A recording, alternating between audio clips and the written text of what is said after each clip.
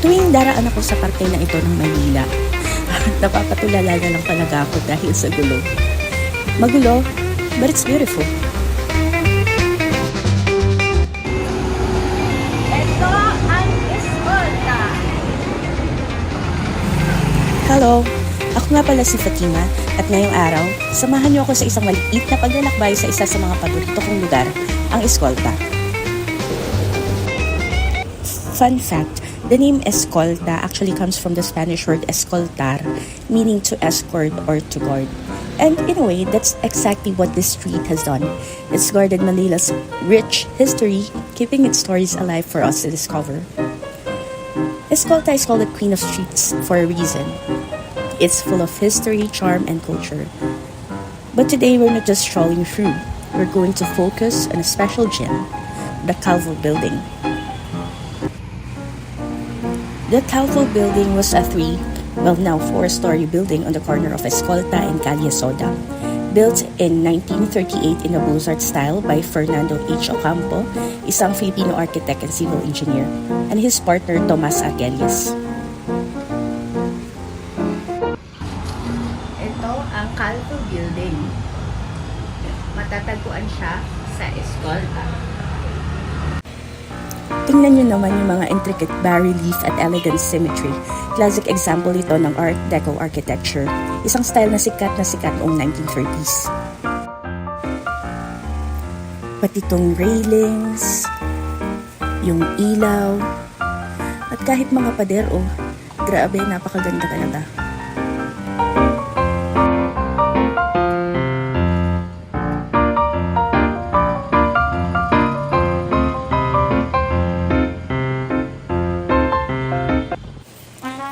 Nakikita yung eskolta ngayon, malayo sa eskolta dati. Back in the day, this was the heart of Manila, a hub of commerce, culture, and even entertainment. The Calvo Building played a major role in that. It housed the offices of prominent companies, the first radio station in the Philippines, and the original Botica Buah, a famous pharmacy and soda fountain. Imagine back then, this was where you'd get your soda.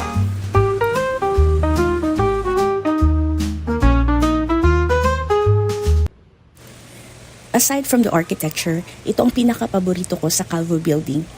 Ito, ang Escolta Museum. Makikita ito sa mezzanine level ng gusali. O diba, hindi mo inakala It's like a treasure trove of Manila's rich history. Sa loob ng Escolta Museum ay makikita mo ang mga litrato ng Escolta at Maynila noong kasikatan nito. Mga advertisements mula sa mga negosyo ng araw at pati memorabilia mula sa unang radio broadcast station sa Pilipinas. I swear, para talaga akong dinala sa ibang mundo sa pagpasok ko dito. Oo nga!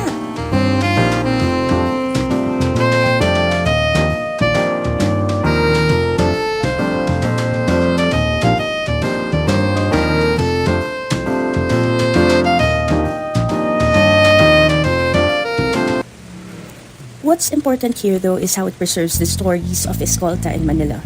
These aren't just objects. They're part of our history, part of who we are as Filipinos, right?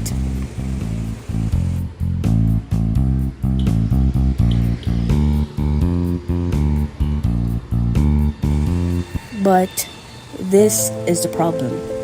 Kahit na kayamanan ito ng kasaysayan, hindi laging nakukuha ng Calvo Building ang pagmamahal at atensyon na nararapat sa kanya. Yeah, sure. Bahagi ito ng mga heritage tour at minsan pa nga ay nababanggit sa ilang lokal na kampanya. Pero tingin ko, kaya pa natin gawing mas malaki ito mas maingay. Paano?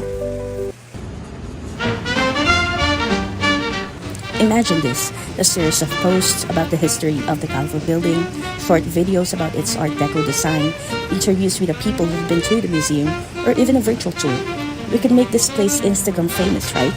Kung mahilig ka na lang din mag-food trip sa Binondo, daan ka na din kaya sa Escolta para makita ang Calvo Building at iba pang lumang buildings na nakatayo dito. In under 15 minutes, you can uncover the entire stretch of this street, every corner, every story, every whisper of its past. Not bad, right? Also, you can visit the First United building because it now has a hot nightclub underneath it. You'll find pop-up stores selling all sort of things, mostly creative stuff, plus a cool, young coffee shop inside. They've kept the old charm but mixed in the new. Bago na luma or luma na bago?